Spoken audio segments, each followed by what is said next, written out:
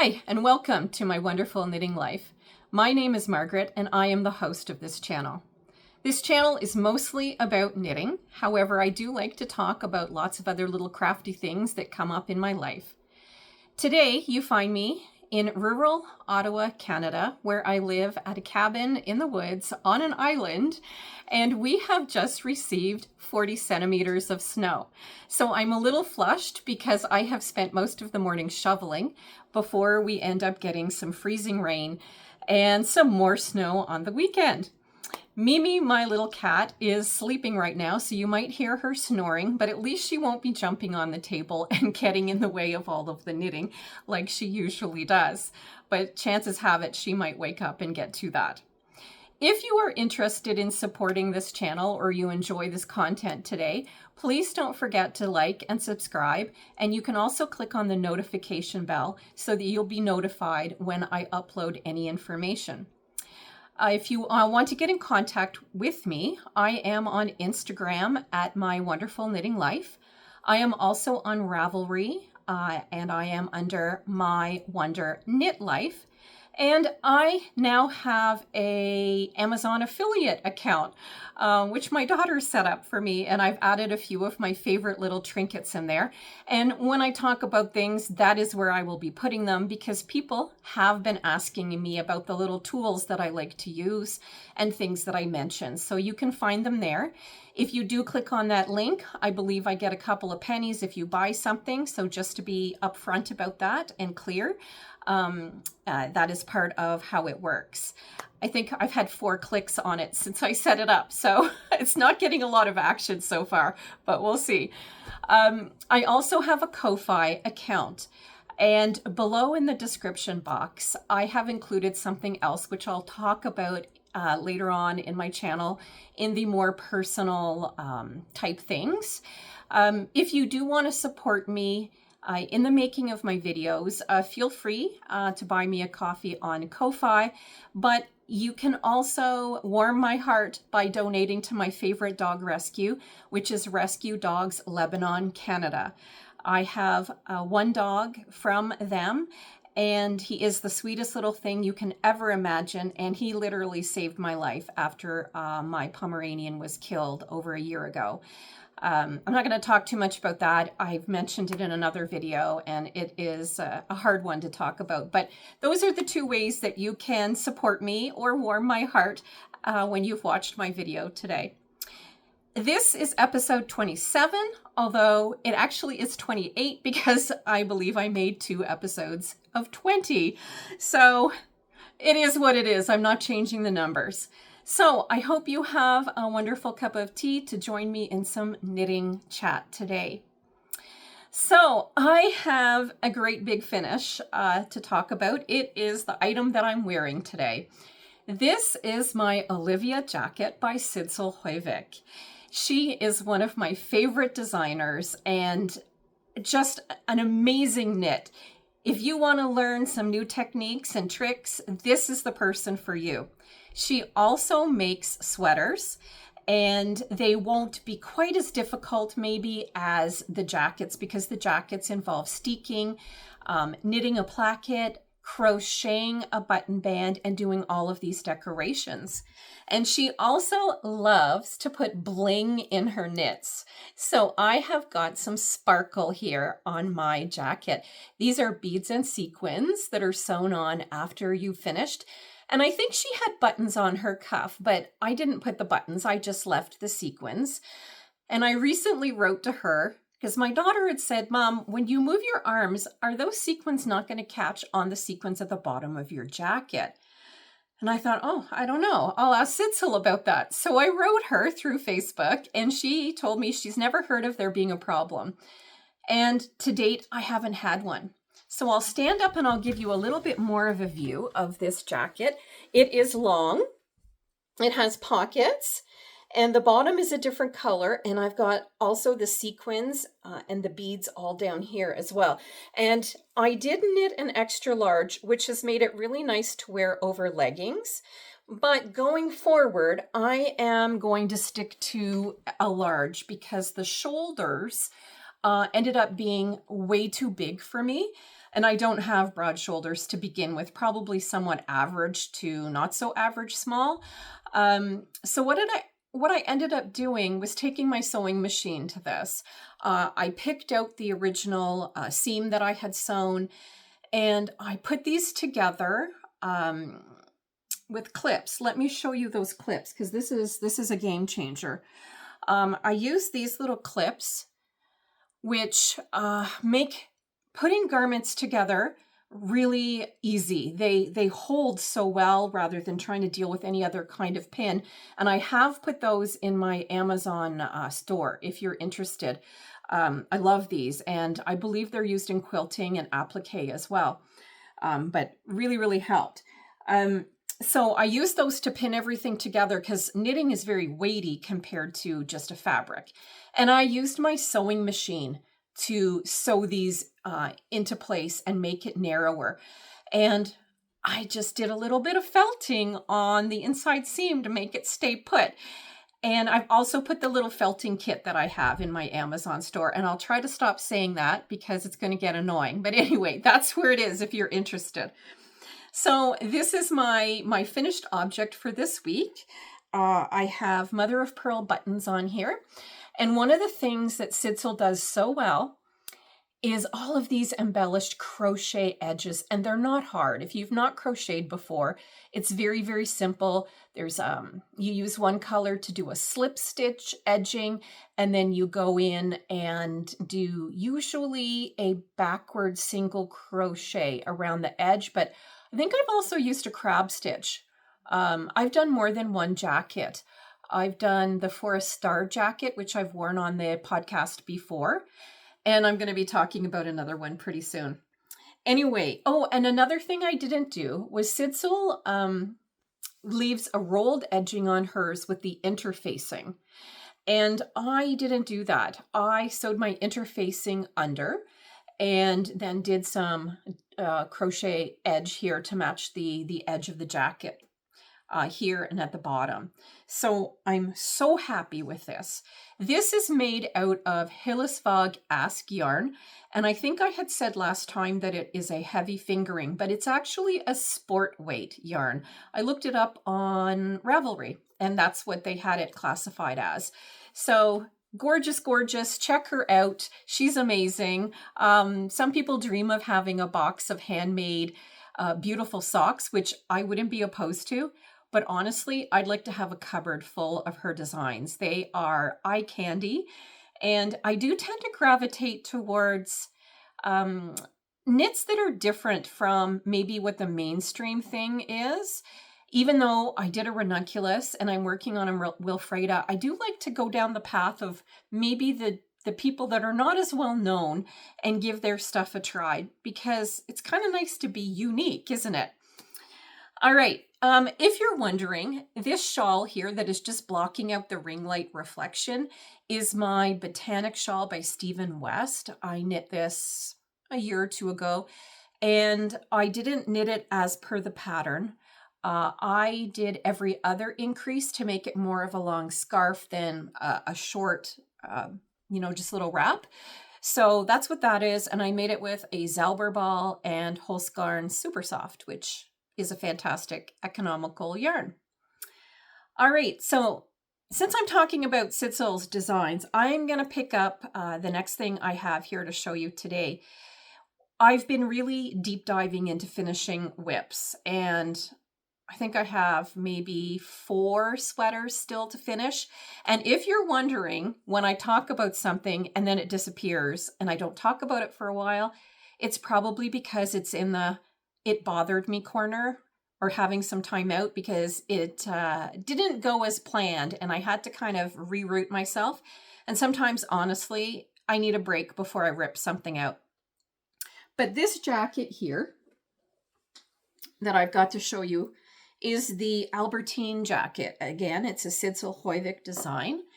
And the only reason why this got put down was because spring came, and it's again 𝐊𝐵𝐵𝐻, which is a rustic yarn, and it's hot, and I just can't hold this on my lap in the summer. So when I finished my Olivia jacket, I was so motivated to move on to the next one. I thought, you know what? Let's go. Let's work on this. And I picked it up and I started doing some finishing. So I've got the front and back completely done. It is knitted in the round, and in order to not disturb the increase and decreases of the waist and bust, she does a purl stitch in here so that it can be knitted in the round without any problem. It is knit with a steek at the front, which I have already cut. And I did do a little video about cutting it and felting it. It's a little tutorial, so if you're interested, you can look that up. If you're also curious as to how these sequins and beads get sewn on, I did a little tutorial about that too. So since you saw this in a few episodes ago, I sewed the shoulders together. I also worked on putting some more of the sequins on, so you can see I'm not completely done there, but I've got some more sequins. And this motif here, given that there's so many different colors, is done with duplicate stitch. So I've done the duplicate stitch. Now I'm just adding the sequins in. There is duplicate stitch all around the bottom and all around the sides. So that lighter purple there, that's all duplicate stitch, and I've got my sequins going in there as well. And this design starts off with sewing and interfacing, which will be sewn down on the wrong side later on when I've got all of the duplicate stitch done, and that really gives good structure to the garment. Now, what I've been working on the last couple of days is the collar. So, and the not quite button band, but more of a knitted steek sandwich, I guess maybe it would be called, but it's all done the same way. So this little collar, how this is done in order to sort of make the edge look nicer is that you pick up your stitches all around to the prescribed, I think she mentions 12 or 13 stitches per inch. And I literally have a measuring tape with me as I'm doing this to make sure I'm not picking up too few or too many, because if you pick up too many, it's going to ripple. And if you pick up too few, it's going to stretch a lot more than you would want. So I picked them up, and then what you do is and you pick up on the right side. Then you're on the wrong side and you knit a row. So you get this little purl bump edge right here. And what that's going to be used for later on is a decorative crochet edging. And then I believe it was 3 rows of stockinette, and then you knit on the wrong side again so that you get these purl bumps, which again is going to give you the base for a decorative edge. And then you knit the prescribed number of stockinette and cast off, and then sew it down. So it gives you this beautiful collar edge. The exact same thing is done along the steek. So let me see if I can show you. So here's my steek right here. And what has happened on the right side is that I have again picked up my stitches on the right side, and then coming back on the wrong side, I have knit to get a purl bump right here. Then I have gone ahead and done my rows of stockinette. I've done a row right here of knitting on the wrong side so that when I flip it, it flips easily and I have the base to do some decorative edging. And what happens on the other side when I knit the rest of the rows in stockinette is my steek folds like this, and then I fold over at that wrong side purl row and I sew it down, and I literally have that steek sandwiched right in there. And then there's no need for any ribbon, which is really nice if you like it. Nothing wrong with that. But this is just another way of doing it. And it seems like it's Scandinavian, Norwegian roots for this method, because it's not something I've seen in the patterns that I'm familiar with. This is the first time I saw this, and to be honest with you, I was a little confused when I started. I wasn't sure what I was doing, but my daughter and I were both knitting one of her designs. The other thing I want to mention was I did the collar first, and then when I picked up for the button band base, the base for the button band and this little Steeks sandwich, I don't know if you can see this. So here's the collar, which I did first, and then I sewed it down, and then I ended up picking up beside that collar. So not right here. Okay, not right where the jacket ends, but I did that part with the collar so that when that's folded over, I have a nice little bit of a square corner. I'll do my crocheted button band from there, but then when I do the decorative edging, it'll smoothly go around, and you can see what happened here because it's the same thing, so that you get this smooth and not like a missing piece. So it's really important that you pick up right to the collar. So that's what I've done on that project since my last episode. Super happy with how this is coming along. I hope that it's going to be a good fit. I think it will be. We'll see. Fingers crossed. I suppose I can always make the button band a little bit wider if I need more width, but I've done some measuring and it seems good. The arms. So the arms, or I should say the sleeves, I'm knitting them 2 at a time, magic loop style, which is really my favorite. And I've got about this much done of each one. There's a lot of duplicate stitch that's going to happen on here, which is absolutely gorgeous. But I decided this time around, instead of knitting all of the pieces, so the front back, which is in the round, and the sleeves, and then, you know, you're left with this enormous amount of finishing. I decided I'm not going to do the sleeves quite yet. I'm going to completely finish the jacket, all of the edging and everything, so that when I do the sleeves and put them in, I'm not overwhelmed by the amount of finishing detail I need to put in on the jacket. And it's really up to you how many details you put on your jackets. If you don't like all the bling, you don't have to put it. It's a personal choice, but I really do like the bling. I really enjoy it. So sorry, this is kind of weighted down by those clips because I'm just about to sew this under, but it's coming along really well, and I'll keep you updated on that. All right, I'm just going to take a little sip of my tea. Okay, maybe I should have a break of the color work because there's a lot of color work happening here in front of me. My next project is my Wilfreda. And the last time I showed it, I think I was still working on the body, or maybe I was finished, but I have completed one sleeve. And this is knitted in Holst Supersoft, one strand of Holst Supersoft, and one strand of Katia Air Lux, which was in my stash and had been for a long time. But I found this combination and I really liked it. So there's just one thing I want to talk about with the sleeves, and I know I've shown this before, but it's just a beautiful, beautiful design. It's one of those big gauge DK weight knits, so I think it's on a 6mm, so it goes pretty quick. It's also really airy, so not going to be super, super dense and hot. And I kind of think I want to wear this for next Christmas because it's so pretty. But the sleeves are, I'm doing something different with the sleeves, and I'm pretty sure this is actually in the pattern. I haven't decreased at all on the sleeves. Nothing, nothing, nothing, and I'm doing a full sleeve.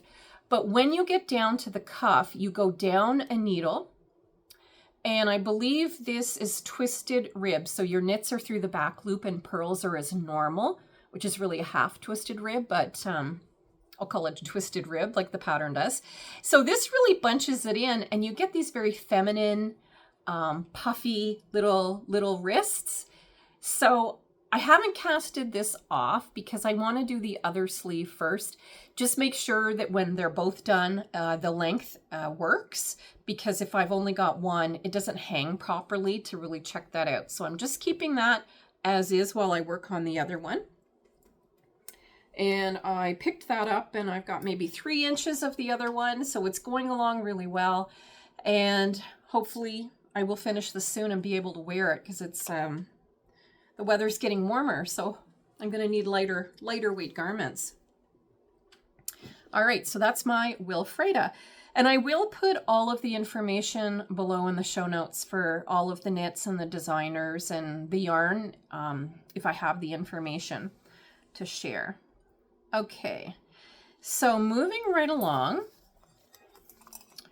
On my last episode, I showed my Scout Mini Shawl, which is kind of more like a little scarf, but it's full-on color work and intarsia, so it's quite an adventure. This, I think I had gotten, oh yeah, I was up to this little stitch marker the last time I recorded. So this is quite intensive in regards to yarn management, because when you first start, you're just dealing with this, and the designer knits a garter edging on at the same time. I tried that, but my knitting was curling too much, and I wasn't really a fan of how my intarsia was going from the knitting in the flat to the garter. It just really wasn't, it was curling, which was what was happening, and I was kind of bothered by that. So I decided to start again without a border, and I am going to do an applied border after I have finished the shawl. And that'll be the first time for me, but thanks to YouTube, I'm sure I'll find some ideas and resources of how to do that.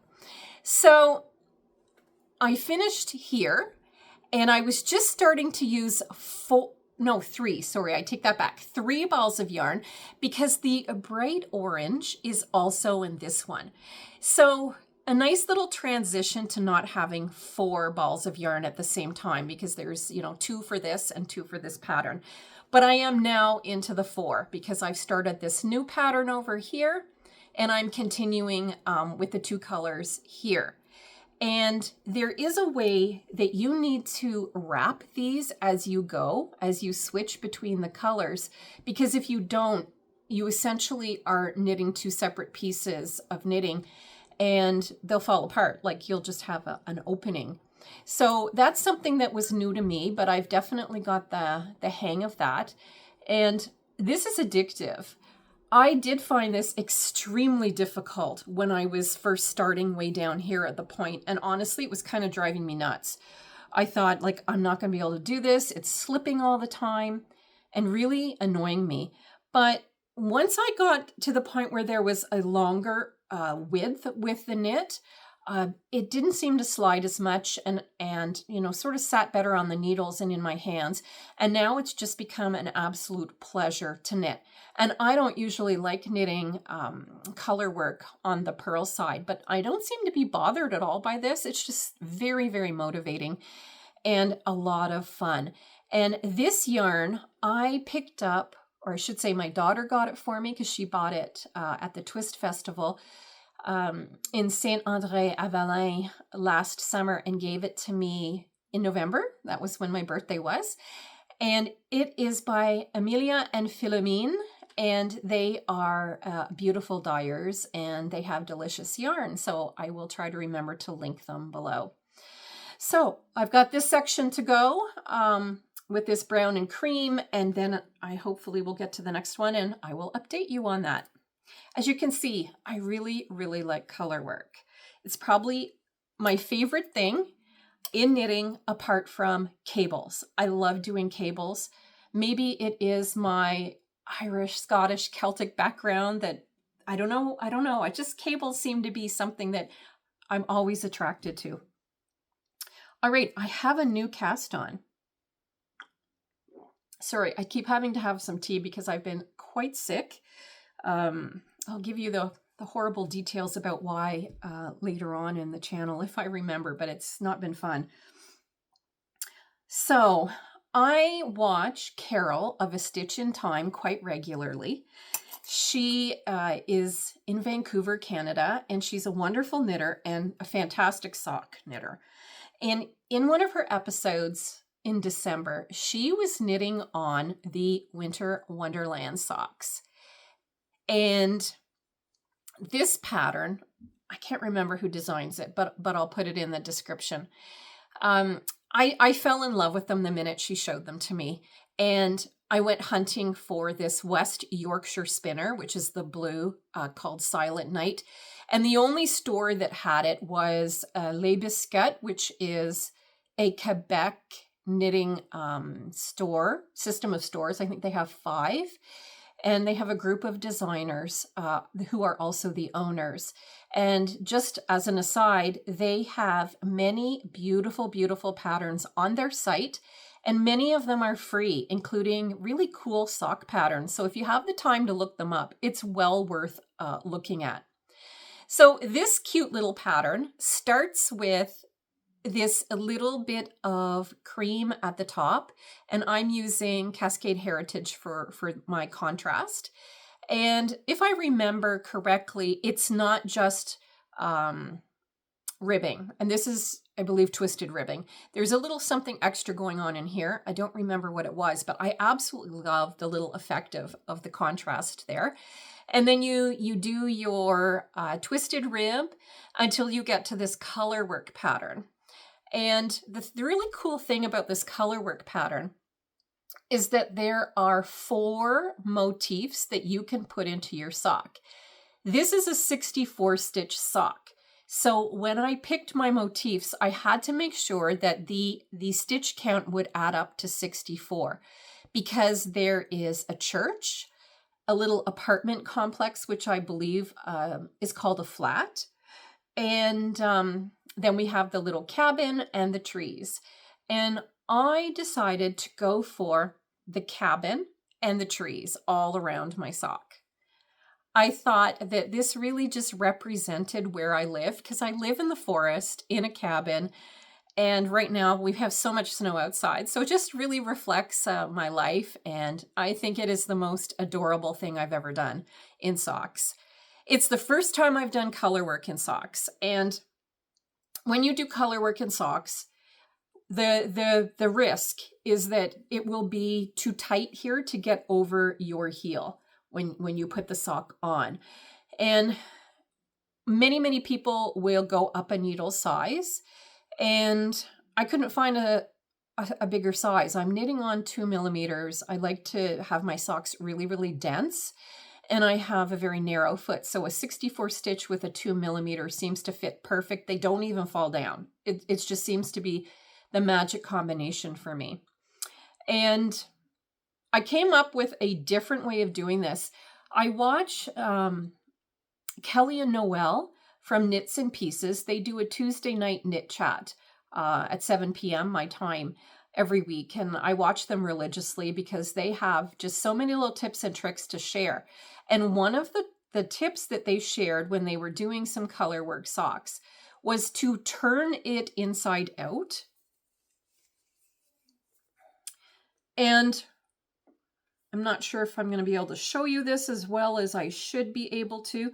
Basically knit inside out. And if I sit like this, let me see. Oh, I'm preparing for the heel, so this is just not going to be exactly the way I would want you to see it. But basically I'd turn it inside out and I would be facing it, and this is the inside right here, and I can knit. I don't have to do anything fancy. I can just continue to knit.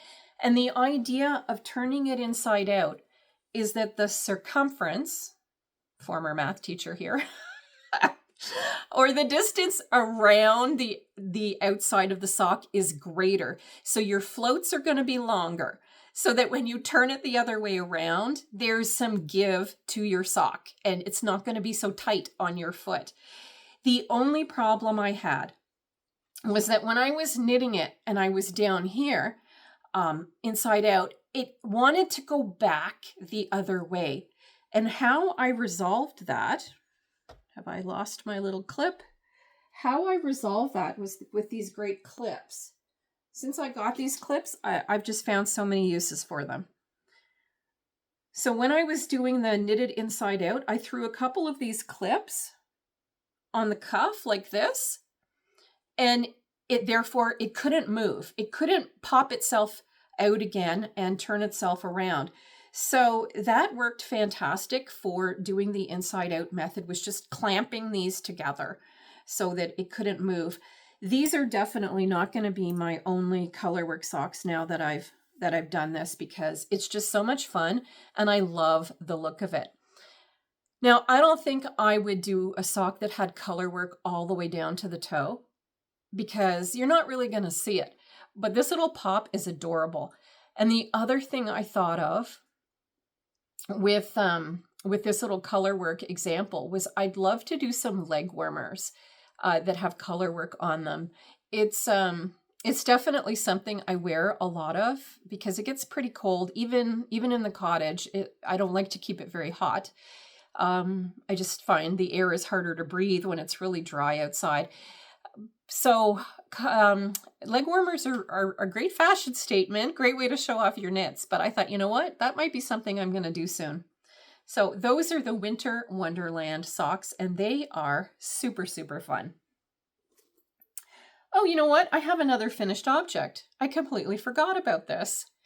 So for Christmas, I knit my sister the August hat, which is a free pattern on Ravelry. It's a fabulous pattern and it's beautiful, worsted weight, really quick knit, and it's Colourwork with a Latvian braid. But I had lots of this yarn that my sister purchased at an alpaca farm, and I just love knitting with it. And I thought, you know what, I'm going to make her a cowl to match for her birthday. I don't know if she's going to get this in time for her birthday because I'll have to ship it to the US, and we'll see how that goes because shipping is such a pain. But I finished this cowl for her, and what I did was I used the Colourwork motif for the crown of the hat. The August hat has a motif on the band or the main part, and then as you do the decreases up to the top of the crown, it has this cute little pattern. And I basically just used the general stitch count of my last couple of cowls and got myself a number that was divisible by this motif. And from there, it was just easy peasy to plug it in and make this cowl that will match, and hopefully she'll get a lot of use out of it. It's really, really warm and incredibly soft. I have blocked this. The only thing I'm not happy with right now is one of the Latvian braids seems to be kind of loose and wants to flip over. The other one is perfect. So I think what I'm going to do is I'm going to rip out this Latvian braid, and I'm going to do it on a smaller needle than I did here. Usually the Latvian braid, you go up a needle size to do that, but I don't find that that's working too well right now for this. So I might just try that one again and see if I can get it a little bit tighter and maybe more cinched in. But I just love this. It's so soft.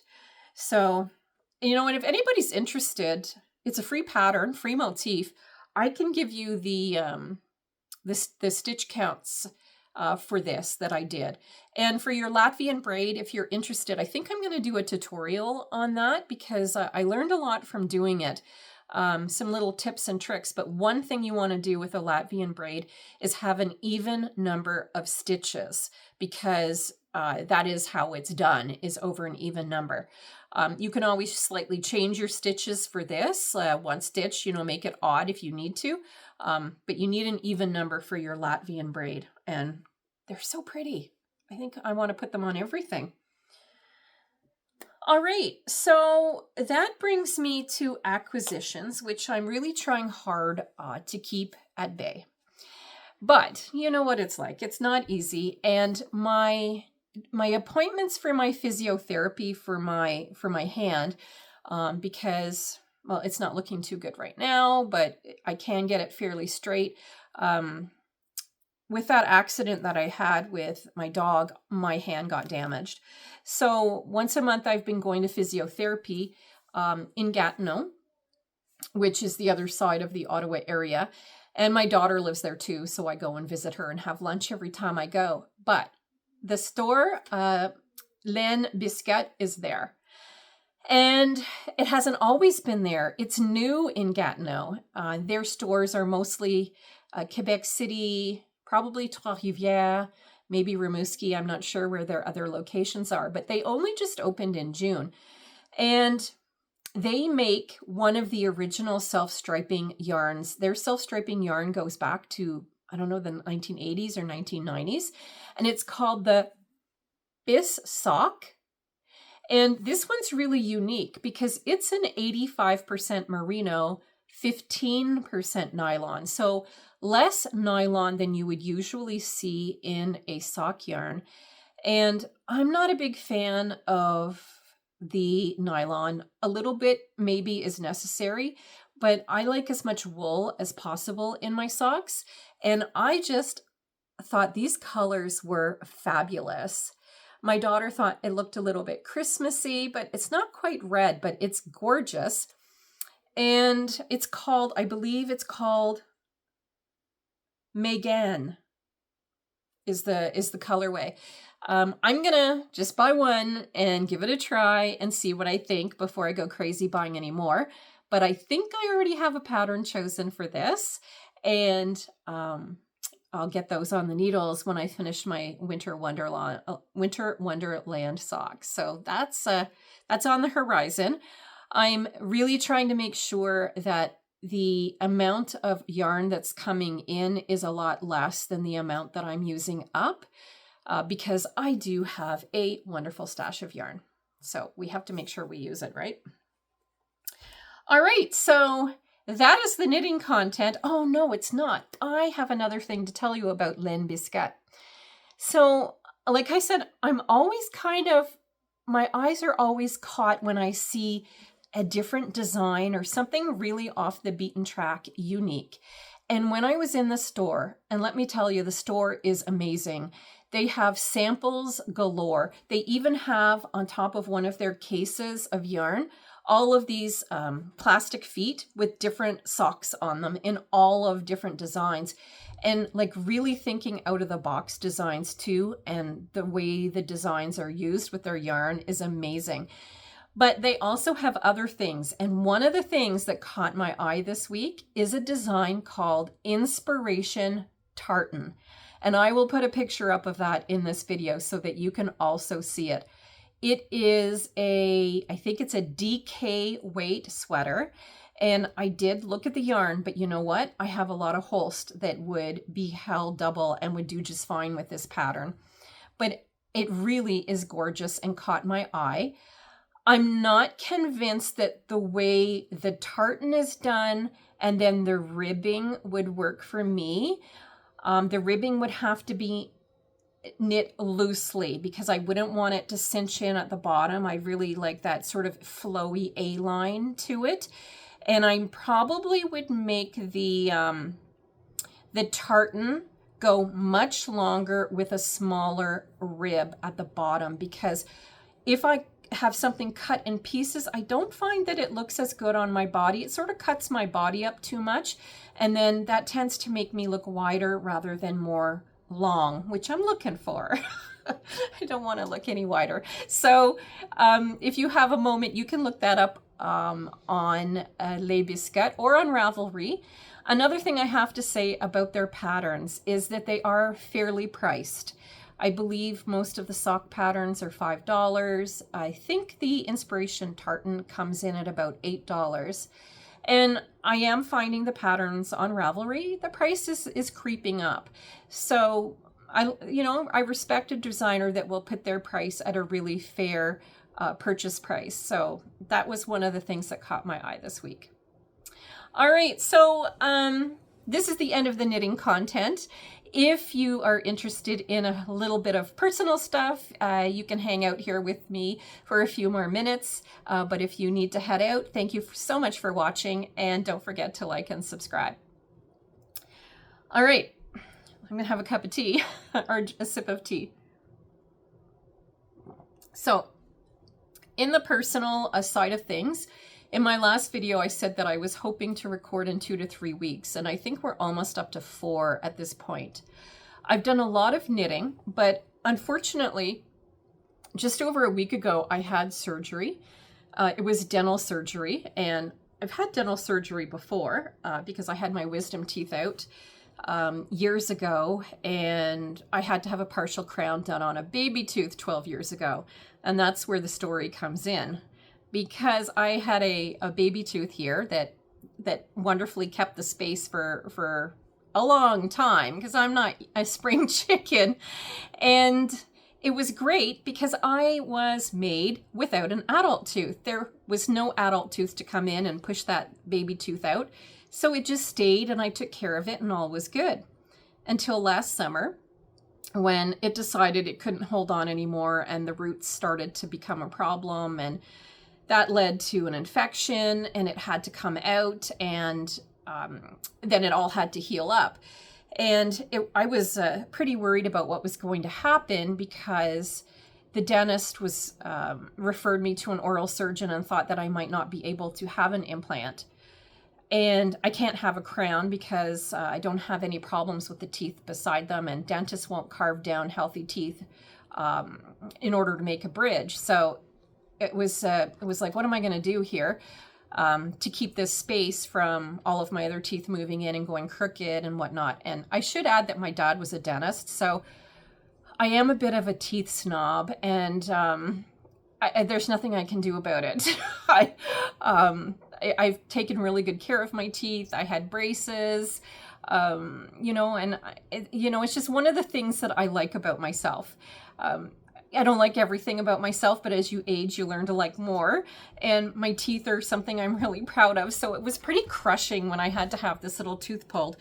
But I went to see the oral surgeon in January. I got a cancellation, and he did say that he could do it, but I needed a bone graft because I just didn't have a lot of bone there, given that there was a baby tooth. So a week ago, I went and had the surgery just with a local. I refused the sedation because it makes me sick. And it was fine. It was absolutely fine. He doesn't like to do it without sedation, but I'm not squeamish. So I had that all done. I got sent away with antibiotics and 2 painkillers. And that was fine. You know, there wasn't too much pain. It was fine. Except the antibiotics made me the sickest I've ever been when I've taken antibiotics. Very strong one. It just totally knocked me out. My stomach is killing me. I finished it on Monday, so I'm sort of trying to climb the hill back to gut health right now, taking probiotics, lots of yogurt and everything. And my stitches are bugging me because they're starting to come out. But all in all, that is one of the reasons why I didn't podcast. And for those of you who have needed significant dental work in your life, my heart goes out to you, because this was just, it wasn't the dentistry, it was all of the medication that was the problem, but still not fun. And I hate to complain because, you know, my nephew who's been on here has a cleft lip, cleft palate, and he is going to be dealing with a significant surgery when he is an adult. And I just don't feel like this was anything. But I don't know. Going forward, antibiotics and me, we don't mix. It's a real challenge to get past it. So I don't know. Anyway, that was that. There's better things to talk about. As you know, my little boy, 𝐊𝐧𝐬𝐭, who I will probably try to put a picture in here, is from a rescue called Rescue Dogs Lebanon, Canada. And he came into my life a couple of months after I lost my beloved Pippa, who was a Pomeranian, and she was killed by 2 huskies who were not leashed. And it was one of the most painful things that I've had to deal with in my life, along, you know, with losing my mother 4 years ago. But I found him on Pet Finder late one night when I was like super sad, and my other dog was depressed because his friend was gone. And I called the person who runs this not-for-profit organization when I found a little dog. And it didn't turn out that the original dog that I found was the one that came home to Canada and became a part of my family. But 𝐊𝐧𝐬𝐿 did, and he has just been such a blessing. He is the sweetest little guy. He's probably a mix of poodle and bichon. And I've just become so grateful to this organization that usually helps about 30 dogs at a time. And they have people on the ground in Lebanon. One of them is the lady who fostered 𝐊𝐧𝐬𝐿. Her name is Gladys, and she's a miracle worker. And one really important person here outside of Toronto by the name of Cynthia. And they orchestrate saving dogs one at a time, very often, who have come to them with major health problems. They don't win all of the cases. Some of them are too sick and they pass away, but some of them make it, and they're beautiful animals. And I am going to be fostering a little dog called Lauren, and she looks just like 𝐊𝐧𝐬𝐿. And she has a story all of her own. She was found with a broken leg, and somebody had tried to duct tape it with popsicle sticks. Obviously, that's not going to work. But she's 2 years old, and my very good friends, Leslie and Ben, have agreed to adopt her. So they do not live near the airport where she will fly into. I'm about 2.5 hours away. So when she gets here, I'll be spending a day going to pick her up and bringing her home to decompress. And then on a long weekend, my friends will come up and get her from me. So I'm really excited to meet this little girl. And it's so nice to be able to give back after this organization has helped me so much. So my daughter Sarah and I have started a Skip the Coffee fund. So once a month, my daughter, who has amazing tech skills, does a little poster, and we put it on Instagram and Facebook, and we encourage people to skip a coffee, like a fancy coffee that might cost $5 or $8, and instead that day, the first of the month, to donate to helping these animals. So if that's something you're interested in, I'll put the information below.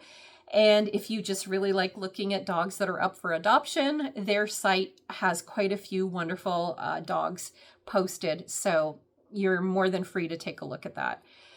Anyway, I think that kind of brings me to the end to all of my chatter today. I hope that you've enjoyed this episode. And I am going to knit frantically away so that in 2 to 3 weeks, I'll have some more things to show you. Take care, everybody, and hope you are having a wonderful knitting time. Bye-bye.